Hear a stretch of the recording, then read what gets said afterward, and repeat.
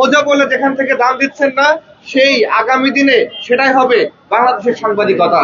আমি চাই মাহিনের উপর যে হামলা করেছে, যেটাকে রক্তপাত করেছে, তার রক্ত ঝরিয়েছে, সে যেন তার ভুল স্বীকার করে এবং তার যেন সুষ্ঠু বিচার হয়। আর কেন যেন রক্তপাত, কেন রক্তের ফোঁটাও যেন না পড়ে। ধন্যবাদ সবাইকে। এ পর্যায়ে আমরা কথা বলার জন্য অনুরোধ করছি আমাদের কাছে ভাই রিয়াজ ভাই। আসলে একটা কথা আমি একটু পরিষ্কার বলতে চাচ্ছি, পেশাজীবী যারা সাংবাদিকতা করেন তাদের প্রথম কাজ হলো সাংবাদিকদেরকে সহায়তা করা। কিন্তু যেটা দেখলাম আমরা, যে গতকালকে জিয়াপুরে যে ঘটনাটা ঘটছে, সে কোনো সাংবাদিক না, আমি তাকে বলি যে সন্ত্রাসী। এই সন্ত্রাসী দ্রুত গ্রেপ্তার করা উচিত, কারণ এদেরকে যদি এখন শাস্তি না করা যায়, তাহলে এরা দিন দিন আরো ব্যাংকের ছাতার মতন বাড়বে। আমি তীব্র নিন্দা জানি। আমার বক্তব্য এখানে শেষ করলাম। আমরা আজকে শেষ করবে তানভীর ভাই। এর আগে আমি একটু বলি,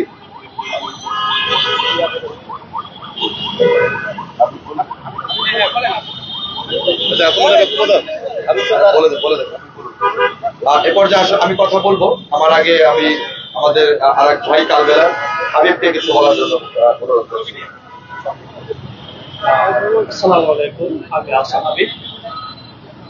আমি বেশ কয়েক বছর, আমি উল্লেখ করলাম না, আমি বেশ কয়েক বছর আমার টেলিভিশন দিয়ে আসলে সাংবাদিকতা শুরু। এখন আমি অভিজ্ঞতার জন্য আসলে আমি বিশেষ করে সাংবাদিকতার সব মাধ্যমে আমি কাজ করেছি। গত কয়েক বছরে যেভাবে আসলে সাংবাদিকতাকে অপসাংবাদিকতায় নিয়ে গিয়েছে, যিনি কালবেলার মাল্টিমিডিয়া মাহিনের উপর হামলা করেছেন, তার আসলে মেট্রিক পাস সার্টিফিকেট আসছে কিনা সেটি নিয়ে আমার সন্দেহ রয়েছে। এবং তিনি আজও যেটি টেলিভিশনের ভাষায় বলে লিখতে পারেন কিনা সেটি নিয়ে আমার সন্দেহ রয়েছে। আমি যতটুকু জানি, আমার জানার বাইরে এটি মিথ্যে হতে পারে না, তিনি হেড অফিসে নিয়োজিত রয়েছেন। তা আমি কর্তৃপক্ষকে আবেদন জানাবো যে আপনারা এই ধরনের যারা সংবাদকর্মীদের গায়ে হাত তোলে, তাদেরকে যথাযথ প্রক্রিয়ায়, যে আপনারা সাময়িক বরখাস্ত করেছেন, সাময়িক বরখাস্ত আসলে কিছুই না, এটি হয়তো আপনারা আইওয়াশ করছেন। আমি বলবো আইওয়াশ বাদ দিয়ে যিনি এই ঘটনার সঙ্গে জড়িত, তাকে দ্রুত আপনারাই বিচারের আয়ত্তায় আনতে হবে। এবং তাকে, আমি এটা শুনেছি যে তাকে বিমানবন্দর প্রতিনিধি বলে চালিয়ে দেওয়া হয়েছে। আসলে তিনি বিমানবন্দরের প্রতিনিধি নয়, তিনি হেড অফিসে কাজ করেন এবং আমি তার সবকিছুই জানি। আমি বলবো কর্তৃপক্ষকে তারা যেন এর বিরুদ্ধে যথাযথ ব্যবস্থা গ্রহণ করে। তার বিরুদ্ধে শুধু একটি অভিযোগ নয়, বেশ কয়েকটি অভিযোগ রয়েছে। এসব অভিযোগ নিয়ে তিনি কিভাবে সাংবাদিকতা করেন সে বিষয় নিয়ে আমার প্রশ্ন রয়েছে। আর একটি গণমাধ্যম কিভাবে এসএসসি পাস একজনকে কার্ড দিয়ে দিচ্ছেন সেটি নিয়ে আমার প্রশ্ন রয়েছে। আমি বলবো যারা নীতি নির্ধারণের জায়গা রয়েছে তারা যথাযথ প্রক্রিয়ায় সংবাদকর্মী নিয়োগ করবেন, এটি আমার প্রত্যাশা। তবে যে আবারও বলতে চাই, আপনারা সাময়িক তাকে বরখাস্ত করেছেন, তাকে সাময়িক বরখাস্ততে আসলে মাল্টিমিডিয়া রিপোর্টার যারা রয়েছেন তারা এইসব ছলছাতুরি মানবে না। আপনাদেরকে আগামী 24 ঘন্টার মধ্যে তাকে স্থায়ী বহিষ্কার করতে হবে। এবং তার বিরুদ্ধে মামলা হয়েছে, হয় আপনারা যারা কর্তৃপক্ষ রয়েছেন তাকে নিয়োগ দিয়েছেন তারাই তাকে আইনের আওতায় আনবেন, আর না হলে যথাযথ প্রক্রিয়ায় যেভাবে তিনি আইনের আওতায় আসার কথা ঠিক সেভাবেই তিনি আইনের আওতায় আসবেন। এই বলে আমি আমার বক্তব্য শেষ করছি। ধন্যবাদ।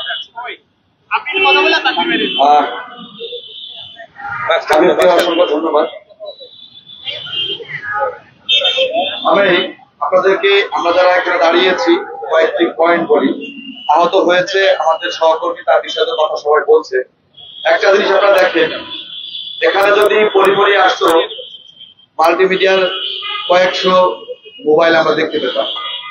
তো আমাদের এক ভাইকে এরকম ভাবে নির্মম ভাবে মেরেছে, এখানে আমরা মুষ্টিগত 20 থেকে 25 জন মানুষ। কেন? তাহলে আপনার উপরে যদি হামলা হয় ঠিক এরকম 15-20 জনই হবে। বাকি যারা মাল্টিমিডিয়ার লোক তারা কই? তারা কি মাল্টিমিডিয়া রিপোর্টিং এর বাইরে নাকি আমাদের সরকার?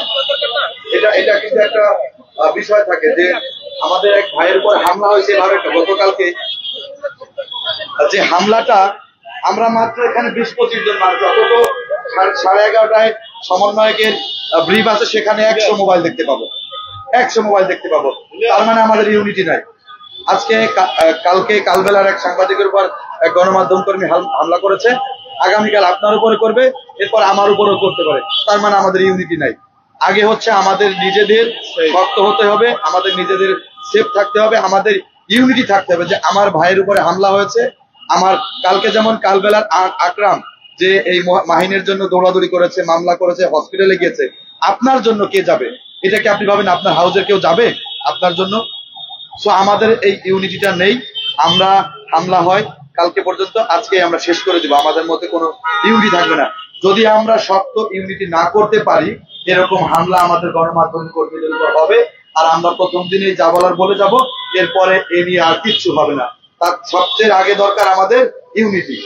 এরপরে বলবো যে আসলে আমরা যারা গণমাধ্যমে কাজ করি, গণমাধ্যম কর্মী ভাই ভাই সহকর্মী, আমরা একসাথে রাস্তাতে দাঁড়িয়ে চা খাই, একসাথে দাঁড়িয়ে ভাত খাই।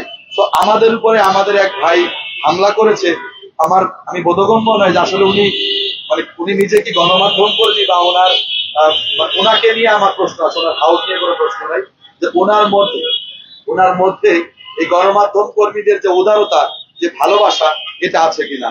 আসলে আমি এশিয়ান টেলিভিশনের কর্মকর্তা, যারা ঊর্ধ্বতন কর্মকর্তা আছে, তাদেরকে বলবো যে ওনার সর্বোচ্চ শাস্তি জানি উনি পায়, এবং প্রশাসনের যেহেতু একটা মামলা হয়েছে, যারা হয়েছে, সে জায়গা থেকে তাকে যেন সর্বোচ্চ শাস্তি দেওয়া হয়।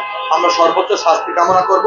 এবং যারা মাল্টিমিডিয়াতে কাজ করি, আমরা যারা লাইভ করতে যাই বা যখন একটা নিউজ কভার করতে যাই, আমরা পার্শ্ববর্তী যারা টেলিভিশনে কাজ করে তাদের প্রতিও খেয়াল রাখবো। তাদের ক্যামেরাম্যানরা থাকে, তারা যদি একটা কথা বলে, এটাকে আমরা উল্টো ভাবে না নিয়ে, সেটাকে আমরা ভালোবাসা দিয়ে তাকে আমরা বলবো যে ঠিক আছে ভাই, আমি আপনাকে জায়গা দিচ্ছি। আমরা যদি তাদের সাথে খারাপ বিহেভ না করি, কারণ তারাও আপনার ভাই, আমরা আপনার ভাই। ইমন ভাই এসেছে, উনি এটিএন বাংলায় চাকরি করে, আমরা বাংলা মিশনে আছি। তো আমরা সবাইকে সবার জায়গা দিয়ে কাজ করব, ভালোবাসা দিয়ে কাজ করবো। আমরা কারোর সাথে রুড ব্যবহার করব না, খারাপ আচরণ করব না। এবং আজকের পর থেকে আমাদের কোনো গণমাধ্যম কর্মীদের উপর কোনো হামলা হলে, কোনো মামলা হলে, আমরা সবাই মিলে সেটাকে প্রতিহত করবে। এই প্রতিবদ্ধতা আমাদের থাকতে হবে, এই প্রতিজ্ঞা থাকতে হবে যে আজকে মাহিনের উপর হয়েছে, কালকে আমার উপর হবে। তো আমরা সবাই এক থাকবো। থ্যাংক ইউ সবাইকে। এবং এ পর্যায়ে আজকের আয়োজন শেষ করবেন আমাদের আরেক সহকর্মী তানভীর ভাই, ইত্তেফাকে আছেন। তানভীর ভাই আজকে প্রোগ্রাম শেষ করবেন এবং গুরুত্বপূর্ণ কথা বলবেন।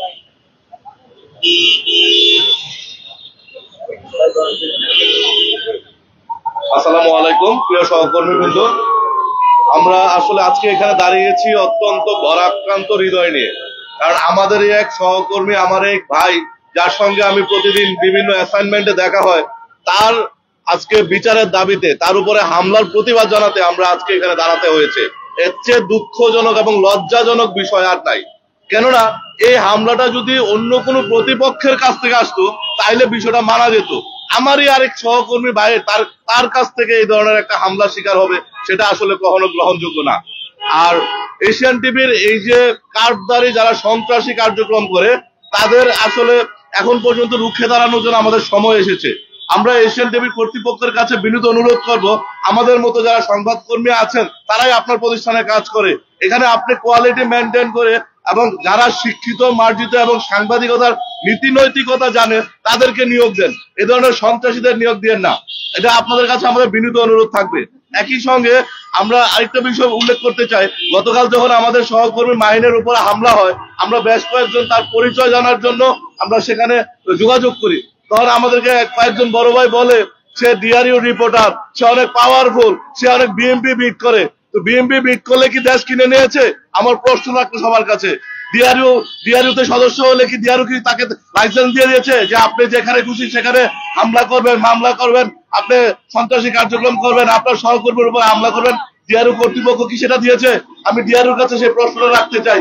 একই সঙ্গে আমি এটাও উল্লেখ করতে চাই, যারা আমরা গণমাধ্যম কর্মী রয়েছি, প্রত্যেকের সহকর্মী, প্রত্যেকের বড় ভাই, সিনিয়র, ছোট ভাই, শ্রদ্ধাভাজন, তার মানে কি আপনি কি আপনার সহকর্মীর উপর হামলা করার এখতিয়ার পেয়ে গেলেন? আপনি একটি গণমাধ্যমে কার্ড পেলেন, এখানে যারা আছে সবাই তো গণমাধ্যম কর্মী। তার মানে কি আপনারা যারা এই সন্ত্রাসী কার্যক্রমগুলো করে তারা আসলে গণমাধ্যম কর্মী হিসেবে তাদেরকে বিবেচনা করা যায় না, তারা একেবারে সন্ত্রাসী বলে তাকে আখ্যায়িত করা যায়।